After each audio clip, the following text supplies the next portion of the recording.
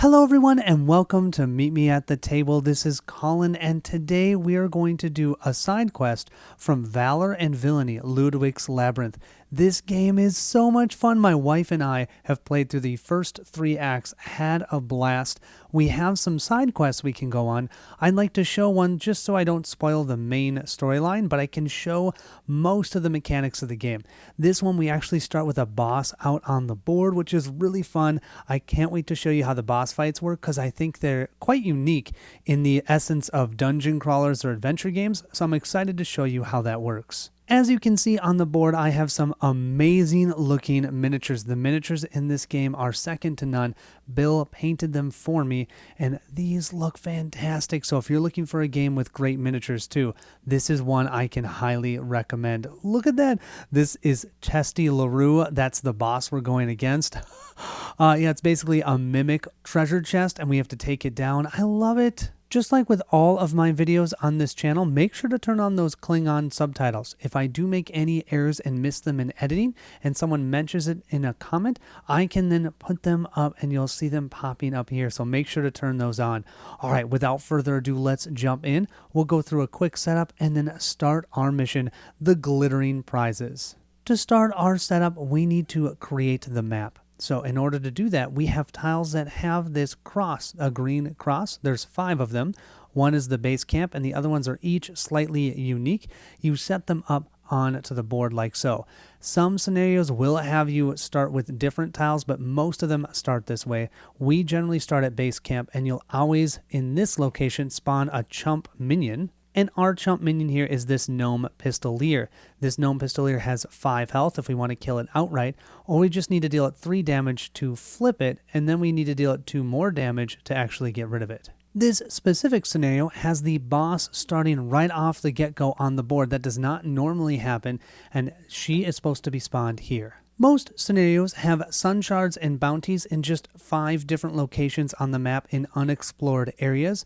For this scenario, though, we have no sun shards. Instead, we have bounty tokens, and there's one in every unexplored location. So if we go to those locations, explore them, there's no enemies there, we can for free pick them up, and we use them to level up. So I have a feeling we're going to be leveling up a ton in this game or in this scenario, and I'm excited for that. We've now grabbed all of the other tiles, shuffle them up, and whenever we draw a tile from this stack, we'll actually grab from the bottom because there's nothing to cover the top, so we can see this top tile here. That's fine. We'll be grabbing from the bottom.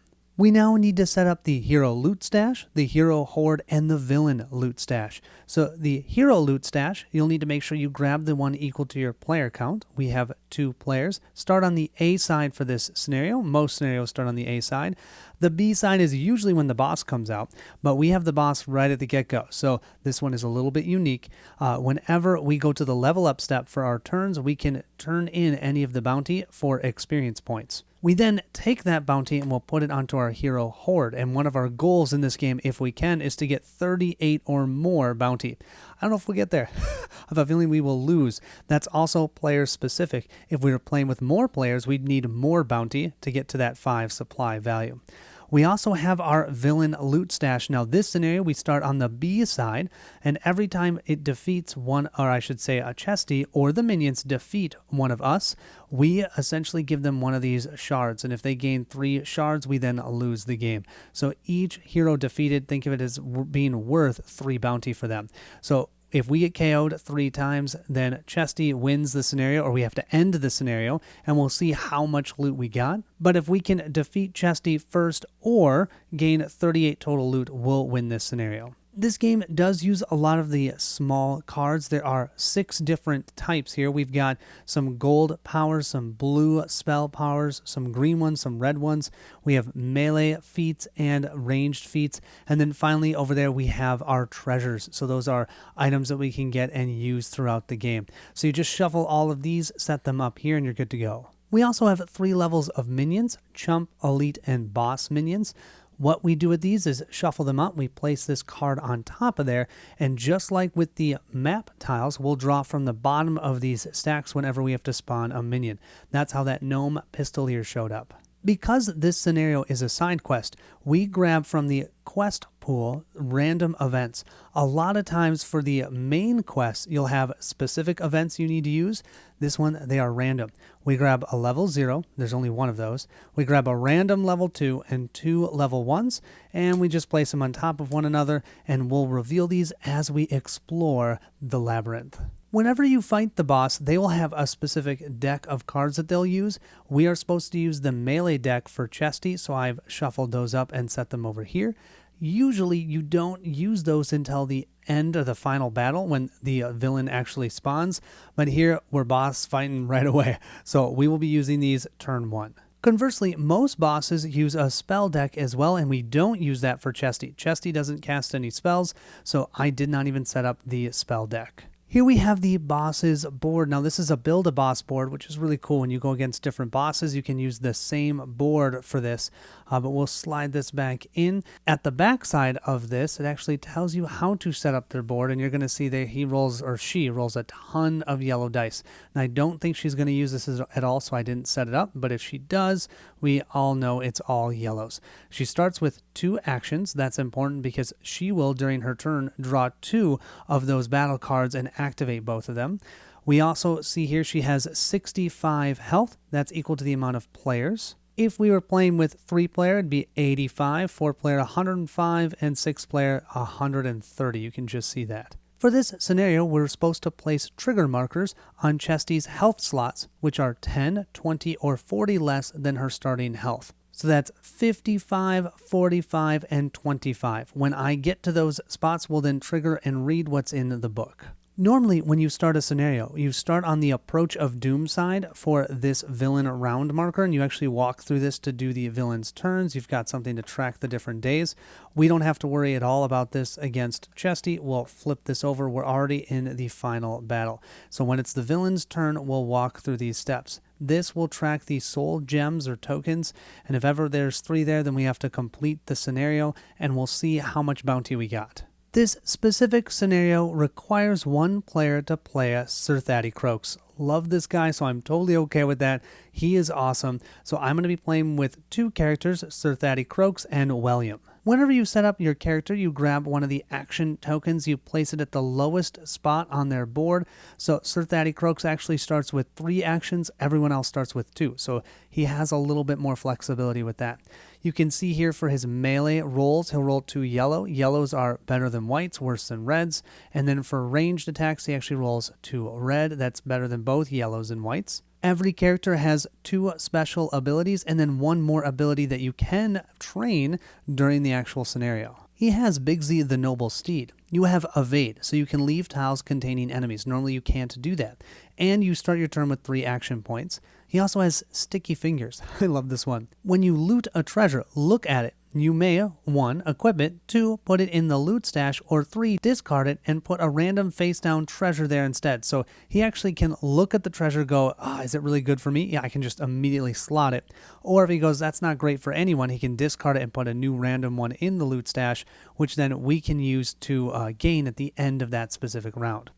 If we find the specific tile that we can train our dojo, it says all your action rolls add +1 white for each treasure you have, so he wants lots of treasure. Next, we can set up our health value, and Sir Thaddy Croaks has 14 health. I'm telling you that will go quick. Now, because I'm playing this quest after Acts 1, 2, and 3, we have some upgrades that we can start with for each game. So we start with 3 experience and 1 +1 that we can put in any one of our rows at the beginning of the game. What you can do with XP, you can spend 1 XP to add a white die to any row, or change a white to a yellow, or change a yellow to a red. You also can spend 3 XP to gain 1 extra action, so we could go to 4. Well, we already have 3, so I think I'm going to leave that as it is, but I am thinking of upgrading my range stat. We'll upgrade it 3 times, going from a white to a yellow here, and then adding a white here. So this way I'm rolling 4 dice for my range stat. I'm also going to place this +1 here in that same ranged slot. So what we do in this game is you roll for whichever stat you want to use. I can make 1 melee, 1 ranged, and 1 magic roll per turn. So I can roll for my range and then attack anything that's in an adjacent location. Can't be in my current location. I also can use +1s after I roll to add additional successes. It's really cool. I love how this works in the game. One final piece I want to call out about Sir Thaddy. You can see down here we can hold a total of 3 treasures. Usually, people can only hold maybe 1 melee and 1 defense and 1 item. He can hold 3 of any of the types. That's why he's got all 3 here. So he can really be very flexible as a character. We've met Sir Thaddy Croaks. Now let's meet William. William, I'm just going to do it now. I'm going to spend that 3 XP so he can have 3 actions a turn instead of just 2. 2 is brutal, I'm telling you. So 3 is good, and I'm going to place that extra +1 in our magic row. He also starts at 14 health, just like Sir Thaddy Croaks. And let's take a look at William's abilities. He has the Master of Mortality. You may draw 2 red mortality spells to start the game and during each of your level up steps. So that's why I actually have 2 red spells with me, and I'm realizing I forgot to show you Sir Thaddy Croaks starts with a card as well as William starts with a card. Each character has a specific card they get to start with, so I'll show you that in a second. We also have Resourceful Vulture. Each time you defeat anyone, you may heal any hero by 1 health. And then if he trains at the dojo, he has whenever a source calls you to pay 1 health, you pay 1 less. So sometimes a card, like this one here, states you have to pay 1 health to activate it. We wouldn't have to pay any health to activate that spell. Here are the 2 red mortality cards he drew, the Twist of Fate. That exclamation point means you can use it at any time the card states you can. It says, cast after any roll has been made. Set 1 of the dice to the face of your choosing. So he doesn't have to roll a magic roll to activate this one. He can activate it at any time. This one, the life cycle, he can only use after he's activated his magic roll, and then he uses 3, 4, or 6 successes from that to activate the ability. It says choose any region. You may either deal it 3, 4, or 6 AoE damage, or heal every hero on it by that amount instead. He then also has his starting card, and that is the Beating Heart. Once again, spending 2, 3, or 4 successes when he does his magic roll. Choose someone on the map, anywhere. You can cause them to either heal or pay 3, 4, or 6 health. Sweet. Sir Thaddy Croaks starts with the Loot Drop. Once again, it's that exclamation, so he can do it at any time. Play as you defeat anyone. Place a treasure chest in their region, and then you get to draw a new ranged feat. So it replenishes itself, and it can help get extra treasure. He wants treasure. Actually, that's what this whole scenario is about, is treasure. Let's now read the introduction, and then we can start our playthrough. Thaddy rode silently down the darkened hallway. Shadows danced at the edge of his torchlight. A trail of gold coins glittered on the smooth stone floor, beckoning Thaddy into the dark. At some level, Thaddy knew this was probably a trap. He knew he should turn around and alert the rest of the order, but each cold piece made such a satisfying clink as he dropped it into his coin purse. Then, out of the darkness, sitting strangely askew in the middle of the hall, Thaddy beheld the most gloriously enormous treasure chest he had ever seen. The hinged lid was propped open, revealing a tantalizing glimpse of golden riches inside. But why would such fabulous riches have been left in the middle of this hallway? Part of Thaddy knew this was a dangerous situation, but the louder part of Thaddy really wanted to go swimming in a chest full of treasure. But luckily, as Thaddy gazed into the incredible wealth of the chest, he noticed the enormous rows of razor-sharp teeth lining the inside. Thanks to his lightning-fast reflexes, he was able to hop away an instant before the lid could close on his neck and 2 enormous eyes opened in the top of the chest. This was no simple treasure chest. It was a murderous beast in the shape of a treasure chest. As Thaddy drooled over the prospect of looting the beast for its shimmering gizzards, it growled and spat a jewel-laden dagger inches from his face. Time to run! This quest is over the moment that the villain is defeated, or the villain has gathered 3 soul tokens, or the hero horde has enough bounty on it to qualify for its highest 5 supply tier, which is 38 for us. The game starts with the hero round step, and these are the different actions we can take. We can move, spending 1 action, and we can move across 3 region tiles. We can do that multiple times a turn. We can scout for free, and this does not stop your movement unless you reveal an event. Reveal all open halls in your region, and you'll see how that works as we play. We also for free can loot as long as there are no enemies in that specific region and there's a treasure. Then once per turn we can do a melee, ranged, or magic roll. We also can do a power surge. That lets us draw 2 of any of the spells or feats, and we can choose 1 of each or 2 of the same type. And then after we've each done our hero round, we move to the hero level up step. When we move to the level up step, we'll resolve any events in the stash, and then we draw new cards. For an example, William will draw 2 new red spells, and then we make sure we discard down to 6. Don't worry about the defender markers, we won't need that for this round. Then we'll pass the initiative token and the campaign book. That doesn't matter, but the initiative token is Thaddy's initiative token. That's why he's going first. And then we're going to count up what we have as bounty and level up and throw all of that bounty into our hero stash. After we level up, we'll then move to the villain phase, which we'll do as we get to Chesty's turn.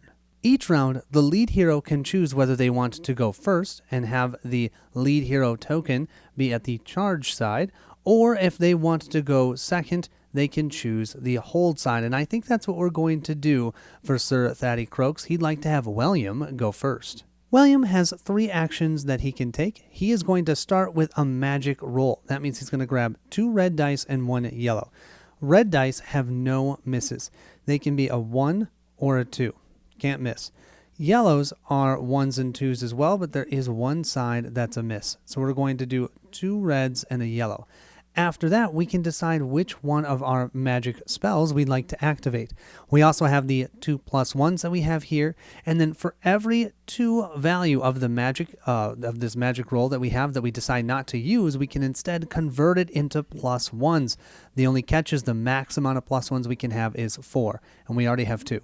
We'll roll up our 3 dice, and we have 2 + 2 + 1, which is 5. We could spend 2, 3, or 4 hits to be able to choose anyone on the map and have them either heal or pay 3, 4, or 6 health. Conversely, we can also do the life cycle, spending 6 successes, and this is what I think I'm going to do. I'm going to use a +1 so that it's 6 total successes. Choose any region. You may either deal it 3, 4, or 6 AoE. That means we're dealing damage to everyone in that region. And I'm definitely thinking of doing that. So we're thinking of dealing 6 damage to everyone in a specific region. This does mean I've used up all of my rolls. So after this, my magic roll is complete. I didn't have any numbers saved up that I could convert into +1s. And I have to discard this card. Not to mention, in order to activate this, I do have to spend 1 health. I don't have my dojo upgraded, so I don't have to spend that health. With that Life Force spell, we can choose any region, and I'm going to choose the one that has the boss and the minion. Now, if we had attacked a single enemy in this region, we'd have to attack the minion first before we could attack the boss, but we're dealing AoE to everything in there. Let's say Sir Thaddy Croaks was in there. Well, guess what? We'd hit him for 6 damage too. The only thing you don't hit is yourself with AoE. However, we are hitting both of these. Now, this minion only has 5 health, so we actually can just destroy it. We don't have to worry about having to attack it a second time because we dealt its full damage in one go. So I'll discard this and actually place it in our hero loot stash. During our hero level up step, we can use that to level up. We also get to hit the boss for 6 damage. Now you may have noticed when we set up Chesty LaRue only goes in increments of 5. That means you have to deal at a minimum 5 damage to Chesty. But if you deal 7 damage, you only deal 5. If you deal 12 damage, well, you only deal 10. It's only in increments of 5. So if I dealt Chesty 2 damage, it does nothing. The 5 damage will go through though, so we've knocked him down or knocked her down to 60 total health. After an attack that causes a villain to lose health, the attacker must reveal the top card of the villain battle deck and determine its defense protocol that's on the bottom of the card. You will notice on the bottom left-hand side there's a magic symbol here. That means in general the boss for this specific card will be vulnerable to magic attacks, and he will for sure have a defense against melee attacks.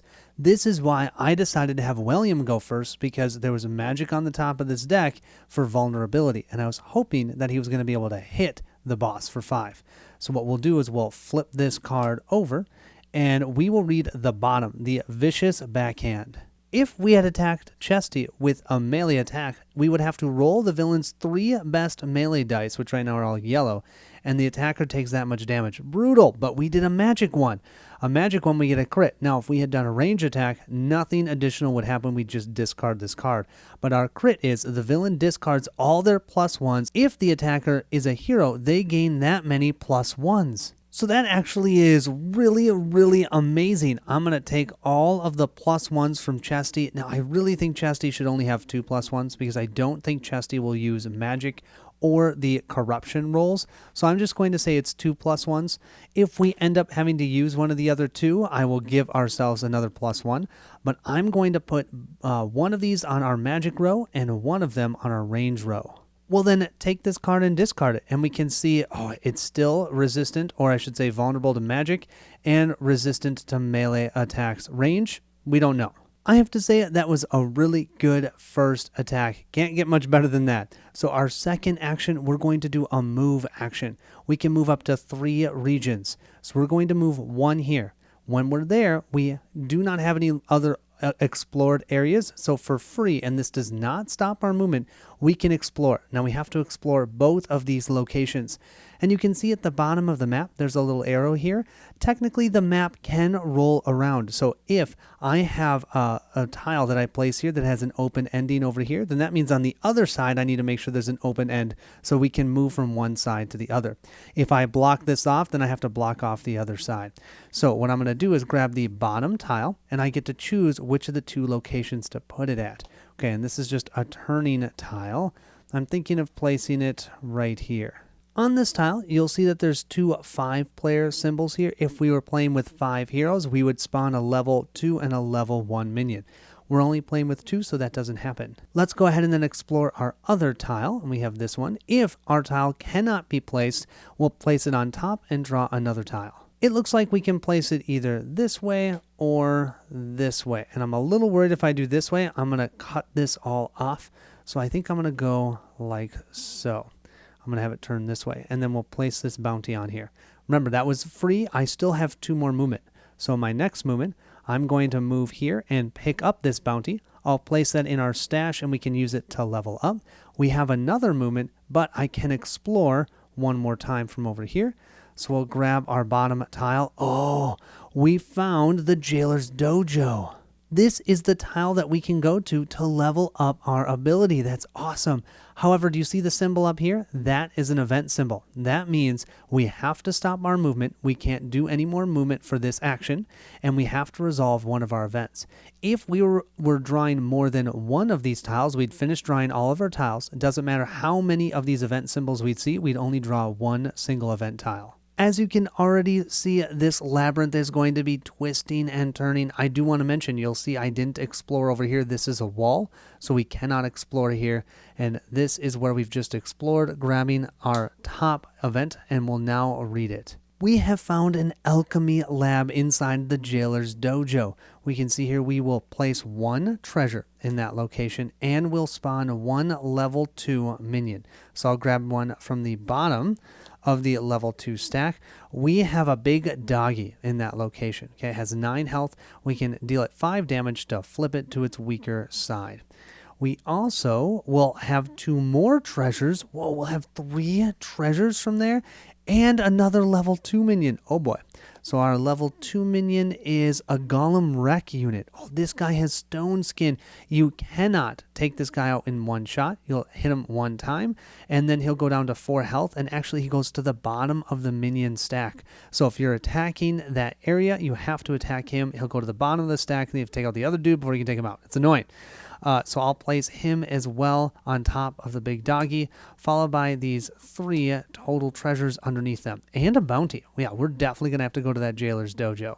Countless burners and coils wind around the room. They congregate neatly into the center, where they drip steadily into a few tiny bottles. Do you drink one down? We roll something. On a hit or a miss, we read this, or leave them be. Return to the quest pool. Do we ever leave things be? We're William. William's always hungry and interested, and he kind of does alchemy himself. So yeah, we're going to roll a die. And we get a 1. You attempt to discern each potion's purpose, then shrug and chug one regardless, because you're smart like that. Roll a d6. After rolling, I can spend a +1 from my, is that magic? Oh, I do have magic. I actually have 2 there.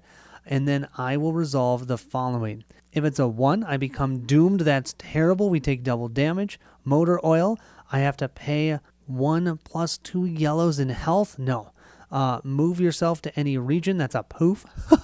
Haste, gain +1 action this turn. 5 might add 2 +1s to any action. Or 6, heal. I only have 1 damage, but any of those are better than the bottom 3. So I want 4, 5, or 6. We'll roll up our die and we have a 3. 3 means we can move ourselves to any region, but I could use a +1 and that would give me +1 action this turn.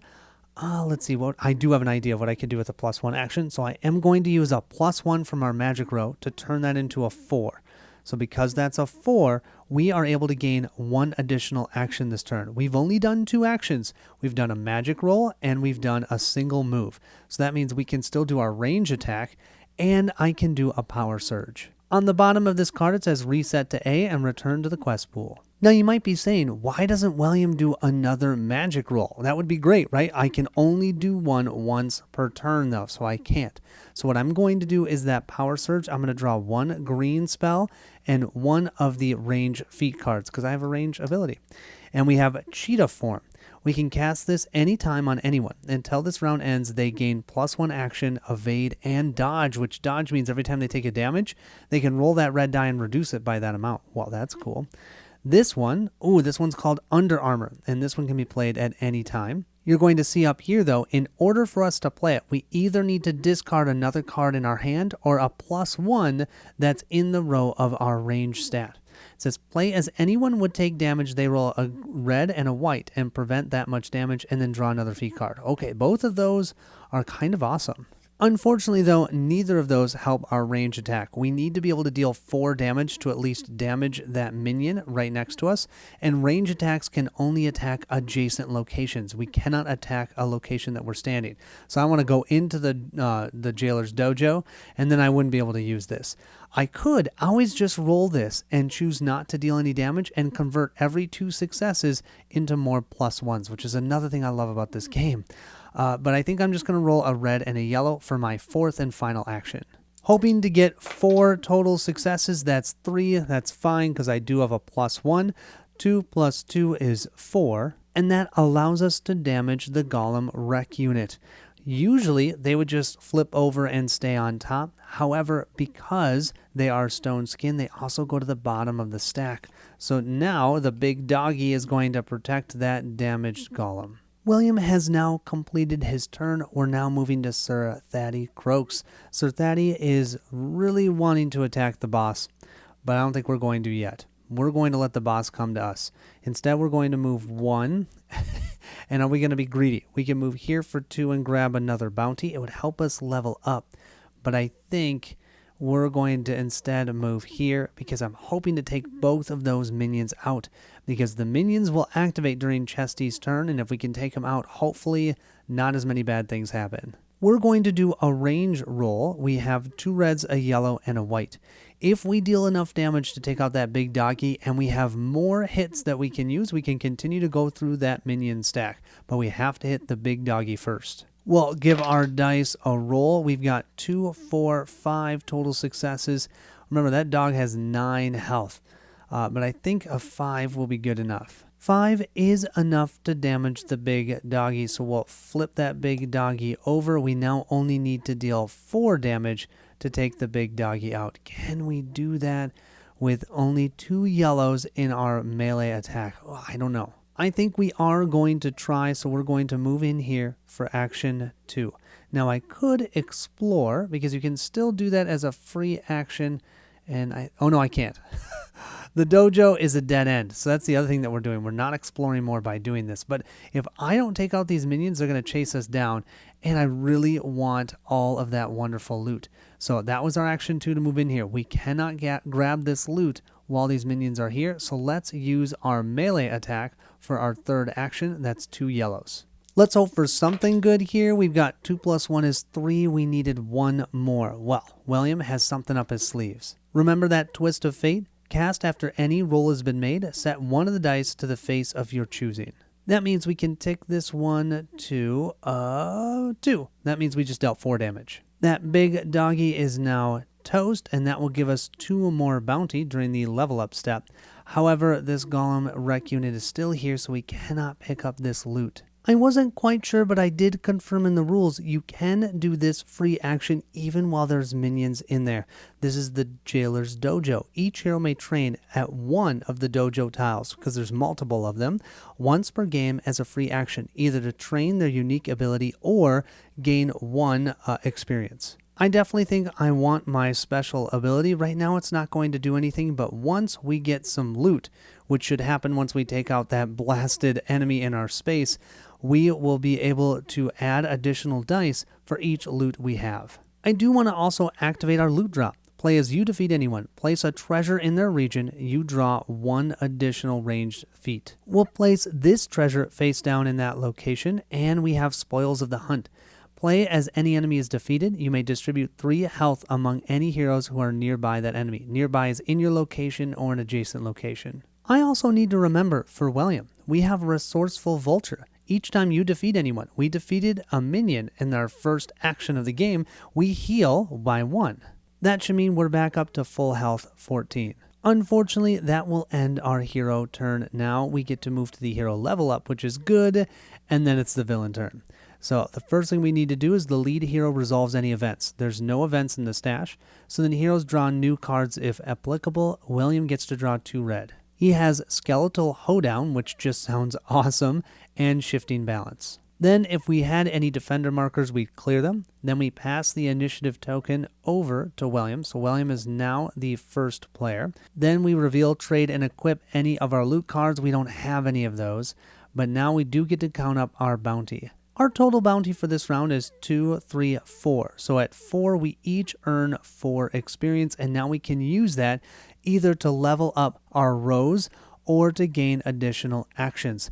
And those additional actions cost us 3, and then to add a single white costs 1 experience, and then white to yellow is 1, and yellow to red is 1 experience. Then we'll be able to add to our hoard 2, 3, 4 total bounty on this card. And remember, if we get to 38, we just win this scenario. For William, I think we're going to spend all 4 just powering up our stats. 2 more yellows for each of these. We want to make both of these stats awesome if we can.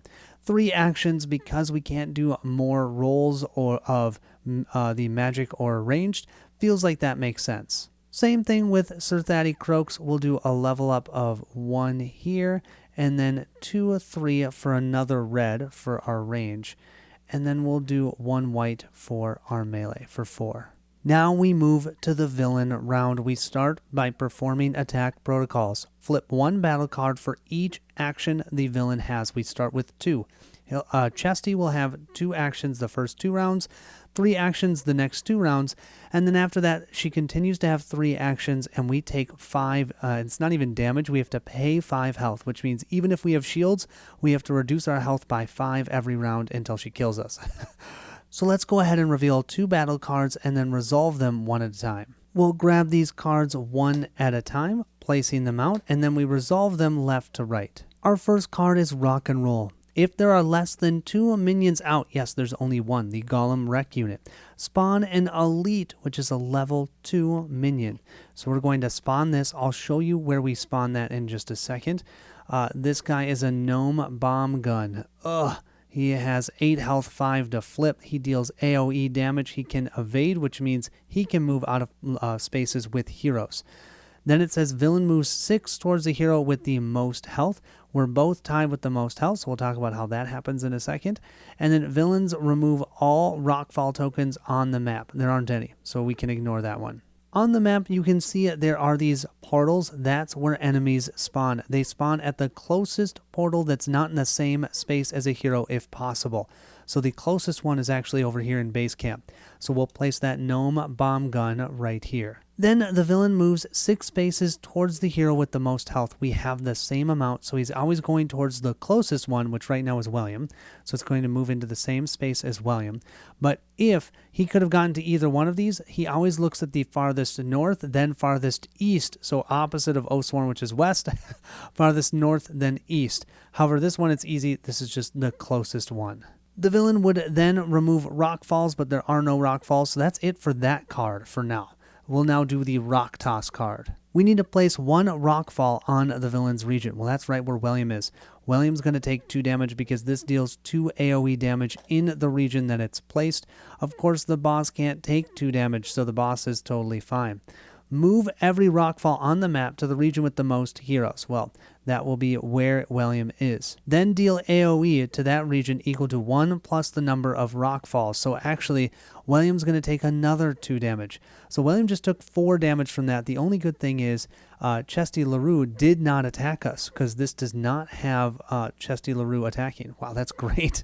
William will be knocked from 14 to 10 health. We've now performed the 2 battle cards. We'll move to the minion step. Each minion will activate from top to bottom, left to right. And then we do a level up step. I'm going to do that quick because it's easy for me.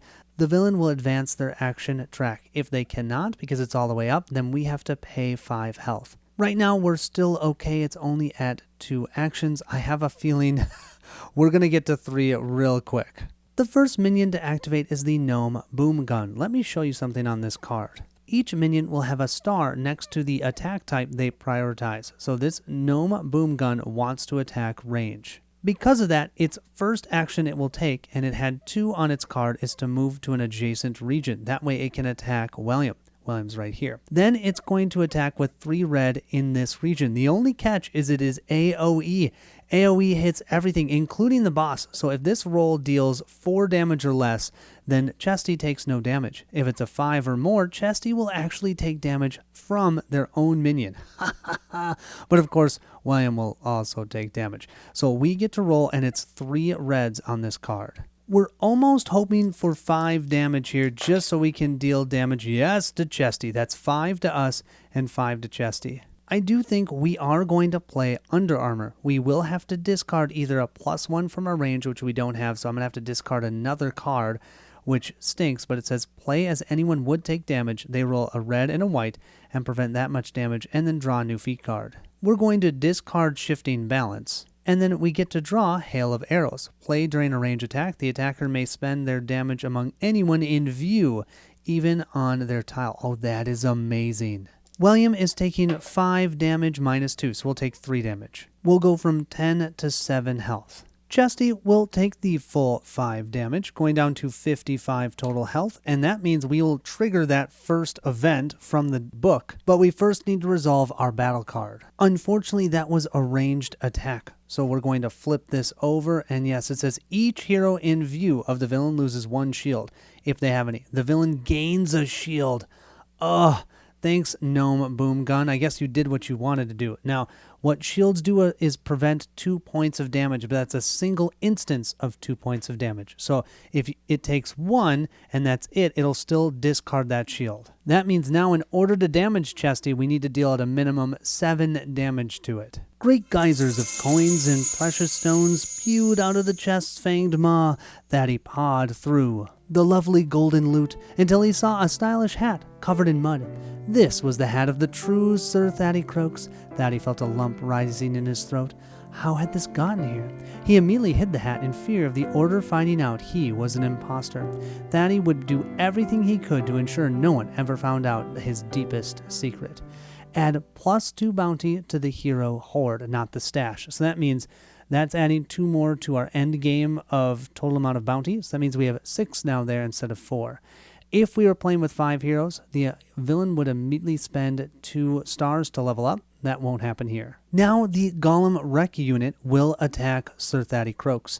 And here's the thing. After it attacks, it would want to move if it could to maybe attack another one of our heroes, but it cannot move out of this space, just like we can't. However, it does have a Rockfall keyword, which means after it attacks, it will place one of these Rockfall tokens in this region, and that will deal 2 damage to Sir Thaddy Croaks, who's for sure down to 12 health, and let's roll to see how much else damage he takes. At least this one is only 2 yellows, just 2 damage. That means Sir Thaddy Croaks is down to 10 health. That will end the villain step. We can now move back to the hero phase. William should be the first player, but I think I'm actually going to have him hold this time, and let's have Sir Thaddy Croaks go first. He's in a location with a minion. We have 2 yellows and a white. All we need is 4 damage, and we can loot tons of loot, and hopefully some of them are really helpful to us. So let's start with him. Let's attack. We just need 4 successes. Can we do it? 1, 2, 3, 4. Yes, that is just enough. That means this Golem Rec unit is toast, and we can place that in our hero loot stash. That also means for a free action, we will pick up this bounty, and we get to look at all of this loot. Now, normally, if we were not Sir Thaddy Croaks, this would all just go into this hero stash, and then we could look at it during the level up step. He has the ability that he can look at those and immediately equip them, or just put them in the hero stash, or if I don't feel like either William or Sir Thaddy Croaks wants them, we can discard them and draw another one face down and put it into the hero stash. I'm not sure if I have to do this one at a time, but I'm going to do it that way. So Sir Thaddy, he finds rocket boots. So this would go under the yellow section. It says you gain +1 action and evade. If you reveal an event or an ambush while scouting, gain a shield. Okay, I really like that. I could give that to William because I don't need the extra action normally, but I do like that one. So I think I'm going to keep that. And now since we have that equipped, that will give us +1 on all of our rolls, +1 white die. Okay, our second card. What's our second one? We have the Naughty Secrets. You are not limited to 1 power surge per turn. Each surge you may steal a +1 from anyone and add it to any of your rows. That's not great. I'm going to discard that one, and I'm going to put a new one face down into the hero stash, and we'll look at it during the level up step. Our third loot card, let's see what this one is. We have the Obtuse Omnibus. You may discard this as you would take damage to prevent up to 4. Yeah, we're going to keep that one. Whether we give it to William or keep it for ourselves, we'll decide that during the level up step. But anything to prevent damage is good, considering we're almost at half health each. Oh, we have the Weighted Javelin. This gives melee and range attacks a + yellow die. That is our attacks. We're going to keep that one. We have 3 items already equipped. Not going to lie, that is kind of amazing. That will mean we have 3 white dice now. All your action rolls add 3 white dice or +1 white die for each treasure that we have, and we have 3. Then I think we're going to use this. Play as an enemy is defeated. You may distribute 3 health among any heroes who are nearby. William's nearby. He's down to only 7 health. Let's knock him back up to 10. Now we're both at 10. And I'm realizing I can't do that. I'm going to take that back because I cannot discard. Oh, I can. Actually, I can. I'll discard a +1 from the range to do that. There we go. If you ask me, that was a great first action. We still have 3 actions remaining because of our rocket boots. We have +1 action. So I do think we're going to power surge. We're going to grab 2 more range feats. We have another loot drop, which I kind of like. And we also have the true shot arrow. Play after any ranged attack. Add +1 to the result or +2 if the attacker hasn't moved this turn. If you look in our location, we have this rockfall. What this does is it prevents future movement. If we move into here, we have to stop our movement. And I don't like that. So what I'm thinking of doing is getting rid of it. You can either get rid of it by discarding a +1 in the melee row or by discarding any card. So I'm going to discard the true shot to get rid of this. And that's not an action. It just helps clear out that area because you can have multiple rock falls in the same location. We've completed 2 out of our 4 actions this turn. I think our next action is a ranged attack. But that means we're done attacking. We don't have any magic. We will roll 4 reds and 1 yellow plus 3 whites. We're going to hit Chesty pretty hard here. Let's give our dice a roll. We have 2, 4, 5, 6, 7, 8, 9. That couldn't be more perfect. We'll use a +1 here to make that 10. 2, 4, 5, 6, 7, 8, 9, 10. That means we just dealt 10 damage to Chesty. And you know what? I forgot Chesty had a shield. I'm going to take that +1 back because that means we're dealing 9 damage, but then we reduce it by 2. That's only 7. So that means we can only deal 5, knocking her down to 50. That blasted shield getting in the way. The good thing is we knew she would likely be vulnerable to range attacks, and she has nothing, actually. Nothing happens for melee. She'd have something that would help her. Same with this one, but for range, nothing. Okay, that's all right. The next one, though, range is bad. We have melee is good, but of course William doesn't have any melee. Sir Thaddy has 1 more action remaining. He's going to move into here. He has to stop because of that rock fall. I love loot drops, but I do think I'm going to drop this or spend that loot drop so that we can get rid of this rock fall. Rock falls are terrible. I had this whole plan of moving around, and we can't do it because it was in the way. So that will end Sir Thaddy Croaks' turn. It's now William's turn. William is going to turn himself into a cheetah for this round. Until the end of this round, we will gain +1 action, so we'll have 4 this round. Evade, so we can move out of locations with enemies, and we have a red dodge. So every time we take damage, we can roll a red and reduce it by that amount. I think the first thing we're going to try and do is take out this gnome bomb gun. This needs a total of 8. We're rolling a red and 2 yellows. There's no way we're going to get 8. We can deal it 5 and then flip it. Maybe that's the best bet. We'll roll that range attack, and we have 2, 4, 5. Oh, that's just enough. That will be just enough to damage this gnome bomb gun. So it's flipped over. We only need to deal 3 more damage to take it out. I think our next action we'll take is a power surge, and we're going to draw 1 red and 1 green again. We have age 10,000 years. Choose anyone with up to 5, 7, or 10 health. Defeat them into dust. Other heroes in view have to discard a +1 in horror. Oh my gosh. Okay, and we have Elemental Blaze. Oh, we can create a sidekick with this one if we would like. We've completed 2 actions. Because we have Evade, we're going to move here for 1, and for free, we're going to train our dojo. Now, whenever we have to pay a health, we can pay 1 less. We can then use our 2 remaining movement, 1, 2, move into this area, and now we will do our magic roll, which is 2 reds and 2 yellows, and we have a +1 if we need. Let's see what we get. We get 2, 3, 4, 5. We'll use 2 of those successes to activate Beating Heart. Normally, we'd have to spend 1 health to activate this, but we don't have to because we've trained our ability.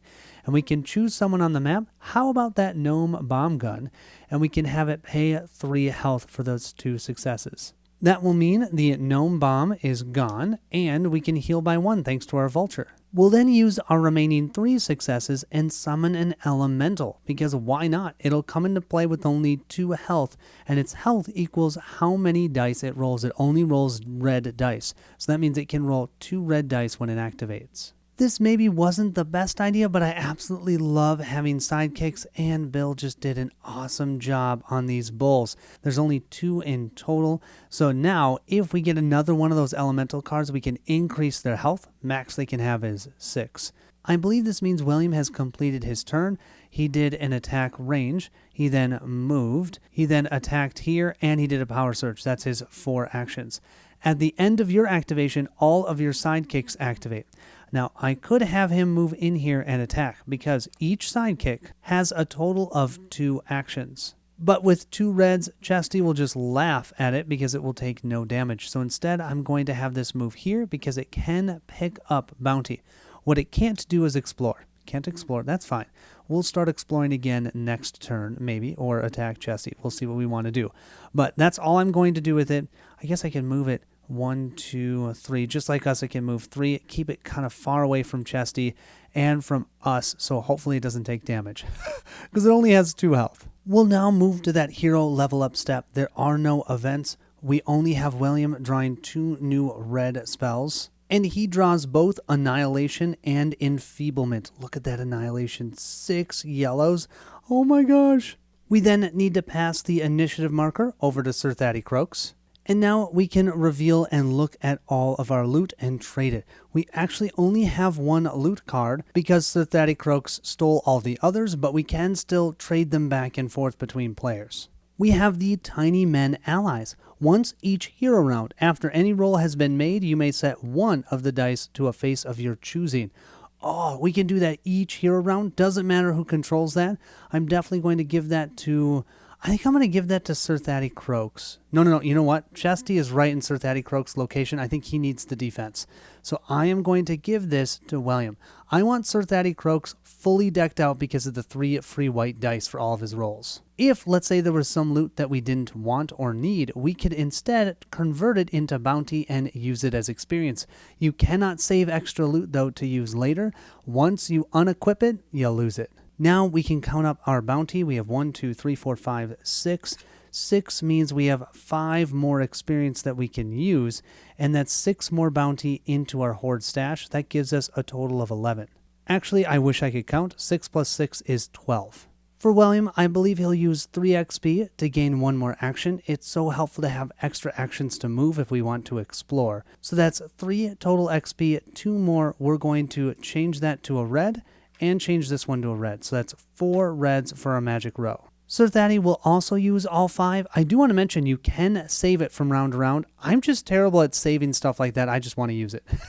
So we'll spend 3 for another action. So that means we'll have 5 actions, 4 from this plus 1 from the rocket boots. And with 2 more XP, we will convert this to a red. Now it's villain time. We'll flip our top 2 cards.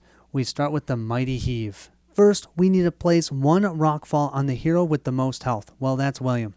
William will have this placed in his location. He'd normally take 2 damage, but he has that dodge for the rest of this round because he's in cheetah form. So let's roll a red die and see how much he can prevent. Here's to hoping for a 2, no damage. Heck yeah. We would then have Chesty move 4 towards the closest enemy. Of course, Sir Thaddy Croaks is in his location, so he won't move. The villain makes a melee roll that's 6 yellows. Oh my gosh! With AoE, subtracting 2 from the result. Okay, that's good. Anyone damaged is moved down an adjacent hall until they strike a wall or map edge. Prefer north than east. 6 yellows is no joke. Let's see. Okay, we get to remove this too. Actually, it's only 2 damage.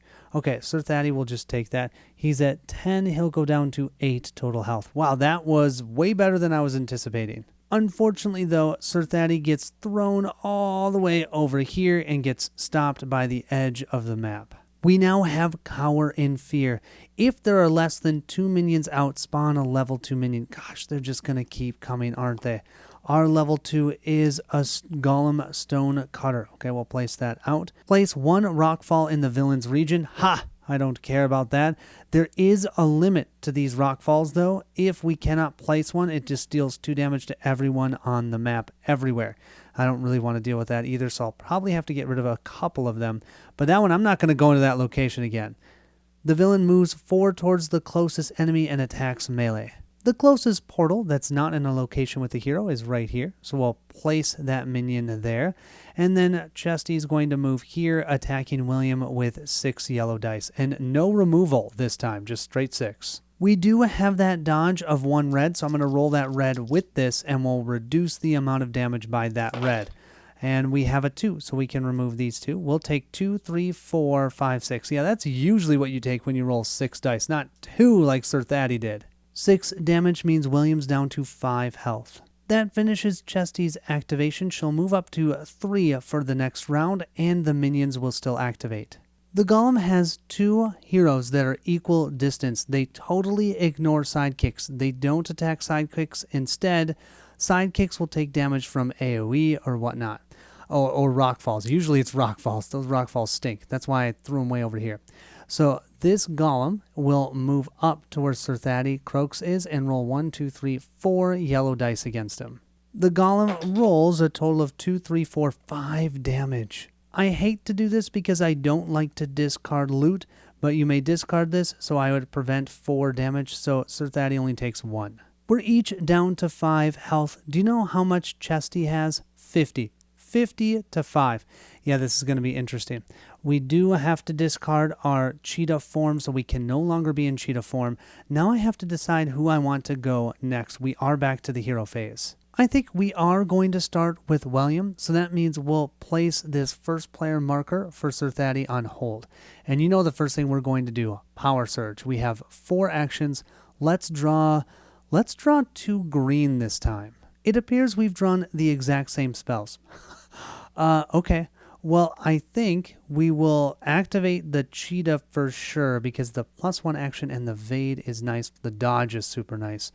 I think let's do a hero roll or a magic roll first. This will be a 4 red and we have a +1 if we need 2, 4, 6, 7. So we could have 8 total successes. I do think we're going to use our +1, activating both Annihilation and our Elemental Blaze. The Elemental Blaze, we can distribute 2 health among any elementals, so that elemental will now have 4 health, which means he gets to roll 4 red dice when he activates. We then have Annihilation, which uses our remaining 5 successes, and this states we can make an attack on a nearby tile. A nearby tile is our tile and any tile adjacent to us. After rolling for each die, we can pay 1 health to set it to 2, and remember, one of those times if we pay a health, we don't have to spend that, from what I understand, because of our dojo. 6 yellows, attacking the boss, let's go. Okay, the first thing we can do is change this to a 2. Then we have 2, 3, 4, 5, 6, 7. If I changed, let's see, 8, 9, 10. I could spend 3 health to make it 2, 4, 6, 8, 9, 10 and deal 10 damage. Yeah, that seems worth it. I've got to do this. So I'm going to spend 3 more health to tick all of these up. 2, 4, 6, 8, 9, 10. That's 10 damage to Chesty. I might regret that. 1, 2, 3. We're down to only 2 health, but that 10 damage, it's just too good. Chesty, she'll go from 50 down to 40 and activate her next card. Plus, I need to activate her response card. She was weak to magic, which is why I wanted to do that. Oh, she's still weak to magic. We have the attacker takes 2 damage and is moved. Oh, no, we don't have to do that. I was thinking, oh my gosh, we're taking damage. So it looks like nothing happens because we attacked with magic. If we attacked with range, also nothing would have happened. The beast reeled, spilling more riches onto the cold stones. In the pile of wealth, Thaddy beheld a crumpled scroll of paper. These were the poorly written directions that Thaddy had given to one true Sir Thaddy Croaks before he stole his identity, Bigsy. Thaddy's noble steed perked up. Thaddy's heart broke, and the guilty lump in his chest grew into an acidic pain in his gut. Oh, this is cool. We're learning his backstory. We'll add +3 bounty. That means we have 15 bounty in the hoard. Remember, that was not in the stash, so we can't use that to level up. William has completed 2 actions. I think we're going to discard this hail of arrows to get rid of this rock fall. Remember, that's not an action. With William's final 2 actions, I think we're going to explore. We're going to go 1, 2, and let's go ahead and explore this tile. So we'll draw from the bottom. And this one has no events, and it's a 3+, so that won't impact us. We have to put it like so. And let's see. Do I want to keep moving there and continue to explore? The other thing is I can move back here, and I could attack range, either the Golem Stone Cutter or actually Chesty. I have to remember I do have my sidekick here, so I think my 3rd movement for that action is going to move here, and I'm going to pick up this bounty. And then let's go ahead and explore here and see what we find. We find another tile with absolutely nothing on it. So let's go ahead and place it like so. Remember, that was a free action, so our 4th and final action will move into here, pick up another bounty. I love bounty. And then let's explore. So we don't have to decide which side. There's 2 locations. Our first one will have an event. So we will have an event on this tile. That's going to be our 2nd event. I think let's do it this way for some fun, because then we can jump to the other side of the board, because it doesn't really matter. We're going to place it like this. And our next one here, oh, this is a dead end, so we'll place that here. And remember, even though we had more movement remaining, we have lost the remainder of our movement because we revealed an event tile. We have found a wreckage, which means we grab 1 loot card and a level 1 chump minion. That is a gnome bomb squad. Oh, we've seen one of those before, although it didn't have time to activate. A gnome in a sparkling tractor groans while buried under a heap of stones. Do we heave the stones away, discarding 1 melee feat? I don't have any melee feats. Command the stone aside, discarding 1 green spell. I don't have any green spells. I only have red spells. Or take the gnome's supplies and run. Well, I guess I'm taking the gnome's supplies. That's my only options. Oh, that sounds just like William. He made his own bed, you tell yourself, as you gather any useful items and ignore the moaning gnome. Oh, the scouter discovers 296 fizzle sticks. Well, that's not bad at all. Look at this fizzle sticks. It adds a yellow die to our magic roll. And if we have shields, which we can never seem to find, that also will add additional white dice. It also states place 2 rock falls in the scouted region. Well, thank goodness that's not in our region, and that would auto-kill us. We've placed the treasure, the gnome, and the 2 rock falls here. Each rock fall dealing 2 damage, which is less than the 3 to flip the Gnome Bomb Squad. That will end William's activation, but now we can activate our sidekick. As much as I'd like to help Sir Thaddy Croaks, I think with this sidekick, 1, 2, 3, we're just going to move into here and then roll 4 red dice, hopefully dealing 5 damage to this Gnome Bomb Squad. That means we can pick up that treasure and another bounty. All we need is one of these to be a 2, 2, 4, 5, 6. That Bomb Squad is toast. So we'll take that out. We'll also pick up that bounty. So that's some more for us to level up. And this treasure, which we don't get to look at because we're not Sir Thaddy Croaks, we'll look at that at the during our level up step. We can now activate Sir Thaddy. He has 5 actions. I love that, 5 actions. The first thing he's going to do for free is scout. He's going to scout here and here. And we'll grab that first tile. This one has no event. We can place this one right here. And I think we'll have it turn this way. Yeah, we'll have it turn this way. We'll place that there. Let's grab our next one. Ooh, that one also has no event. And we can't turn it that way because it can't go into a wall. So it'll just be placed like so. And there's more bounty to be had. I want more bounty, more experience points. Can I just get 38 bounty? I doubt it, but I have 15 already. So that was a free action. For our first action, let's power surge. We're going to grab 2 ranged feats. We have both bullseye and a hail of arrows. Ooh, this makes me think of something that could be fun. Let's do a range attack for our first roll. Yeah. This roll will be 4 reds, 1 yellow, and 2 whites. That's awesome. Okay, we have 2, 4, 6, 7, 8. I do think we are going to use the Tiny Men Allies. The Tiny Men Allies says once each hero round, after any roll has been made, you may set one of the dice to the face of your choosing. I'm going to change this to a 2. So that means I've got 2, 4, 6, 8, 9. That's exactly what I want.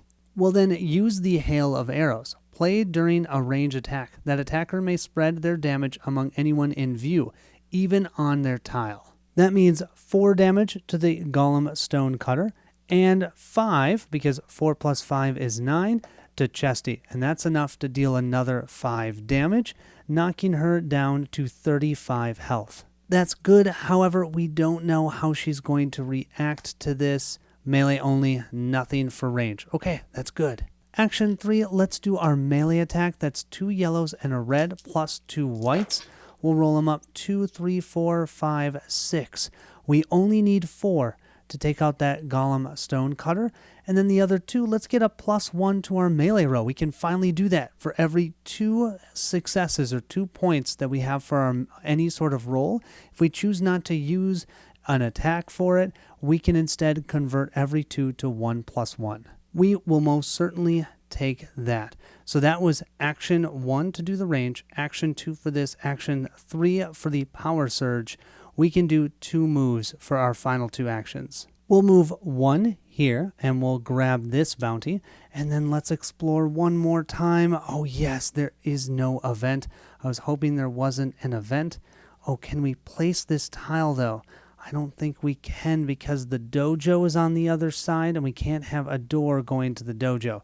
So let me grab another tile. We have the excavation site, but if I look at this, I think it has 4 doors. 1, 2, 3, 4. We can't have 4.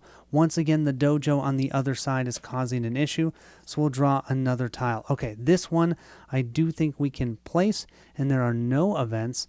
And so that actually is awesome because we can put that here and grab another bounty. Look, we're going to run in a circle. So we did movement 1, 2, 3, picking up both of these bounties. And we have 1 more action remaining. Why don't we go 1, 2, and we're going to go to base camp. We can spend a +1, and I think I'm going to spend a +1 in my range row to heal myself by 2, moving myself from 7 to 9 health. That's not an action. That's just something we can do on that tile so long as we can spend 1. We have 1 more movement. Let's move over here to get ourselves closer to William in case we need some help.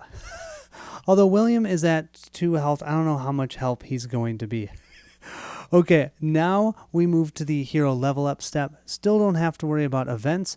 William only has 3 cards in hand. He'll draw 2 more of the red spell cards. He gets Ghost Walk and Mortal Coil. We'll then pass the initiative marker over to William, and now we can look at I think we have one loot item to review. It's a red item specific for magic, not great really for anyone, but I do think I'm going to keep it for Sir Thady Croaks. He can at least slot it in so he gets an extra white because he powered up his dojo ability. Conversely, I could just convert this into bounty, but I think that 1 additional white could make or break things. Who knows if I'm right, but let's do it that way. We then gained a ton of bounty. 3, 4, 5, 6, 7, 8, 9 more bounty. 8 plus is 6 total experience. 9 more bounty plus the 15 there is 24 bounty. At this point, I think I'm going all stats for these XP upgrades. 3 to have a fully decked out magic for William. And then 3 more, I'm going to do 2 more reds instead of those 2 yellows. So red, red, and then we'll have a white for the range. Yeah, we're going to be awesome for activating our spells. Sir Thady will also do the same thing for range, adding 3 here.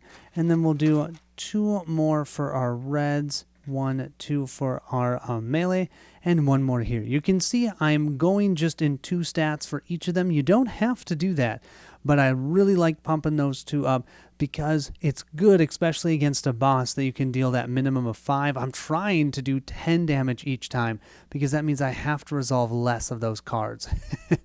Jesty only has 1 card left in her battle deck. She'll place that here, but now she has 3 actions. So I've shuffled up and we're going to have 2 more cards activate. Our first one is the Rock Toss. Place 1 rockfall in the villain's region. Okay, nobody is there. I'm almost out of rockfalls though. I only have 1 remaining. Move every rockfall on the map to the region with the most heroes. Then deal AoE damage in that region equal to 1 plus the number of rockfalls there. Oh, that's going to kill William. Remember that we're only looking at heroes, and if it's tied, it's farther north than farther east. Well, William is definitely farther north. There are 4 out of the 5 of these rockfalls, so all of these are going to be placed in William's location. That's dealing a total of 5 damage. We do have dodge, but that means we're rolling a red. The most we could dodge is 2. So that means we'd still take 3 damage. We're killed. We're going to be removed and put into the loot stash. That means that Chesty has 1 of the 3 soul shards that it needs to win the game. Next, Chesty is going to move 4 towards the closest enemy. Well, that most certainly will be at Sir Thady Croaks, and attack every nearby enemy. Oh, fortunately, it's only Sir Thady. If that had been the sidekick, that would have been brutal. And it deals damage equal to the result -1. Chesty will move 1, 2, and will roll 6 yellow dice. How much is this going to hurt? 1, 2, 3, 4, 5 total damage. Don't forget it is -1, so 4, 1, 2, 3, 4. Sir Thady's down to 5 health. I don't think there's anything I can do to stop that. If there are less than 2 minions out, there certainly is. We know this one. We're spawning another big doggy. Oh, that big doggy is going to be hitting Sir Thady Croaks. The villain is just going to stay where it's at. It's going to roll a melee attack, adding +1 for each rockfall in their view. There aren't any in their view, thank goodness, because the rockfalls are around a corner. But it will be a regular roll, a melee roll. This big doggy will spawn right here, and then unfortunately we're hit for 6 more yellow dice. If you're looking for an easy experience, don't play this game, which is part of why I love it. 1, 2, 3, 4, 5, 6. That is going to kill Sir Thady Croaks. Whenever all the heroes are off the board, they will immediately spawn. We don't lose anything. However, we have to place 2 soul shards here. If we place a 3rd one, well, then we read the scenario. We technically lost, so to speak, but we will each go back up to 14 health. We haven't lost any of our items or our spell cards. Yeah, that just hurt a little bit. We spawn at base camp just in time for that big doggy to attack us. Now we're both there in the same location. We can decide who takes this hit. I don't think William, is the cheetah form still active? I'm going to say no, but I am going to cast Enfeeblement. Cast before an enemy on the map makes an action roll. Their base dice counts as 1 level lower. to a minimum of white. So that means normally we get attacked for 2 red and a yellow. It'll be 2 yellows and a white. But we have to discard a card. I'm going to discard Ghost Walk to do that. We'll roll up our dice. We take 3 damage. We're at 14 down to 11. This will now complete Chesty's activation. We do need to remember she moves up to her final set of 3 activations. The next time that she activates, she'll make us pay 5 health each. Yeah, so we've just got to take her down. Let's see if we can do this. William will be our first player, and I think the first action he's going to do, he has 4, he's going to Power Surge. We're going hard on attacking, so let's grab 2 more red spells. We drew both the Fragile Mortality and the Fate Weaver. Nice. Okay, that was our first action. Our second action, let's do a magic roll. That's a total of 5 red dice. We'll roll these up, and we have 2, 4, 6, 7, 8 total hits. I'm going to use Fate Weaver. Cast after any roll has been made and pay 1 or 2 health. I'm going to pay the 2 health, but because of my ability, I only have to pay 1. For each health paid, you may set 1 die to any face. William is down to 10 health, but now we have a total of 2, 4, 6, 8, 10 total hits. We'll then use 6 of our 10 hits to activate Fragile Mortality. Make an attack in a nearby tile for 8 damage. Each hero may choose to pay 0 or 2 health to add plus 2 damage per health paid. I will have William pay 2, but it's -1, so only 1 to deal plus 2 damage. That means this is dealing 10 damage to Chesty. That will knock Chesty from 35 down to 25. We'll do our final trigger. This also means William is down to 9 total health. We know Chesty could be vulnerable to magic. Come on, be something good. No, nothing good. Just nothing bad. That's a good thing. Bummer. Okay, we still have 4 successes on that magic roll. I am not done. And look at this. That's actually really nice. If Thaddy is alive, move the villain to his location. Okay, that's still okay. That's William's location too. With a roar of pain, the chest turned and charged towards Thaddy. Inside its open maw, Thaddy saw not just riches, but a skeleton. A skeleton wearing the signet ring of the House of Croaks. Instantly, Thaddy's heart sunk. This was the body of true Sir Thaddy Croak. So Thaddy must discard a ranged feat or pay 2 health. I have a ranged feat. You know what? I'll pay the 2 health. I'll go down to 12 health. I want to keep that ranged feat. Thaddy's deception must have sent Sir Thaddy Croaks bumbling into a portal that led him into the labyrinth. The remorse was more than Thaddy could bear. How could he make this right? Add another 5 bounty to the hero horde. 5, 10, 15, 20, 25. I'll have 29 in the hero horde then. And still don't need to have an upgrade for the villain. Sir Thaddy Croaks is going to take 2 down to 12. We can make an attack on a nearby region for 5 damage because we'll spend the other 4 successes on this. And we can pay 5 health to increase plus 1 damage per health paid. I'm going to do that. I only have to spend 4 health, but I'll spend 4 to deal 10 more damage with this mortal coil. Oh my gosh, William, you are amazing. William is going to take 4 damage, 1, 2, 3, 4, going down to 5 health. And Chesty takes 10 more damage, going down to 15 total health. Boy, this is a turn for William. We can't forget that Chesty needs to be in the same location, but that's fine. William can still attack him because he is in a nearby region. We'll flip that next card, and we have no magical benefit. Bummer.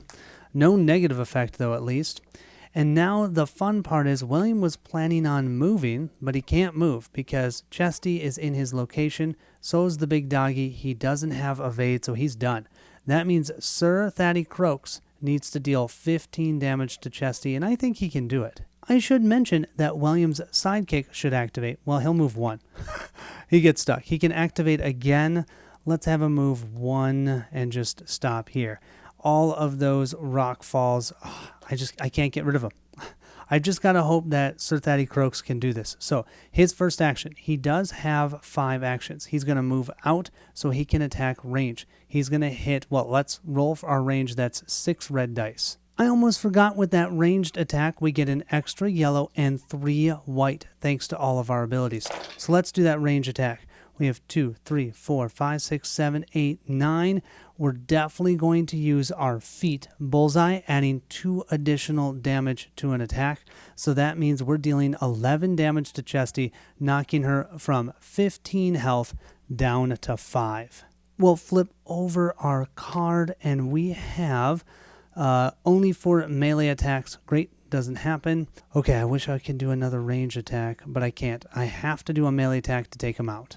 Can we do it? She's right here. Let's move in, and we roll 3 reds, a white, a yellow, and 3 more whites. Wow, that's a lot of dice. We should be able to deal 5 damage here. We'll give our dice a roll. 1, 2, 3, 4, 5, 6. Oh, just barely. That's 5, though. That's enough to take down the awesome-looking Chesty. She is one of the coolest-looking minis. I think Bill did a great job, but that means we have defeated her.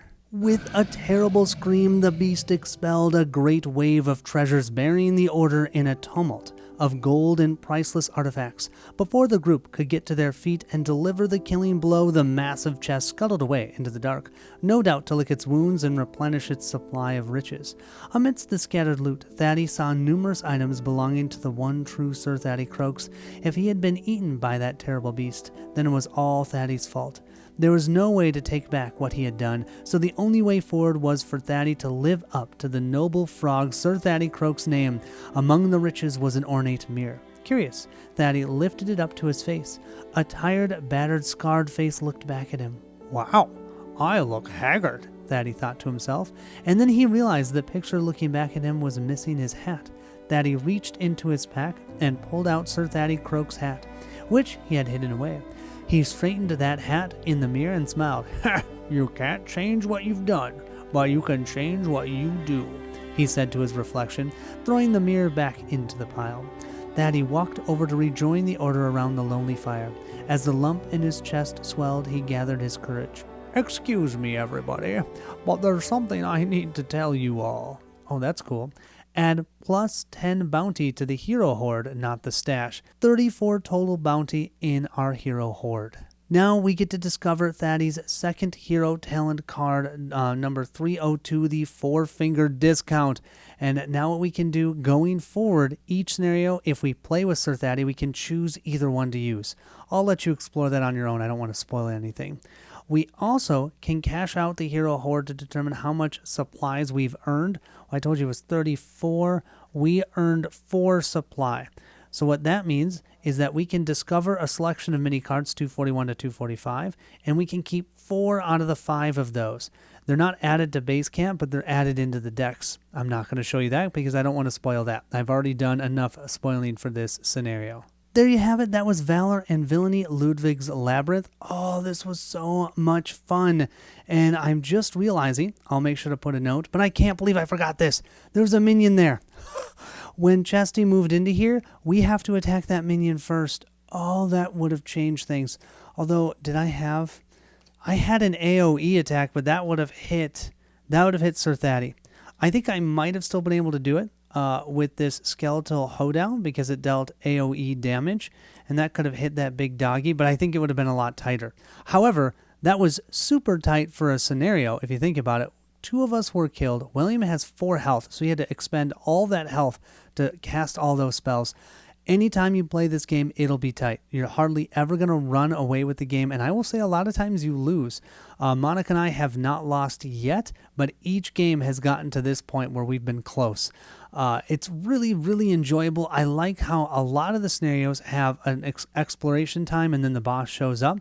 This one was fun to kind of have the 2 things together. Normally you're not exploring when the boss shows up because you can't level up against the boss. Because normally you're on this side of the hero stash that doesn't allow you to level up. So it was really fun to see that difference for this scenario. I'm excited to play more with my wife. Let me know if you're interested or been playing this game. And as always, thank you so much for watching. If you're excited to see what Barrett and I have coming to the table, which soon will be Kingdom Death, then I need you to meet me at the table. Goodbye, everyone.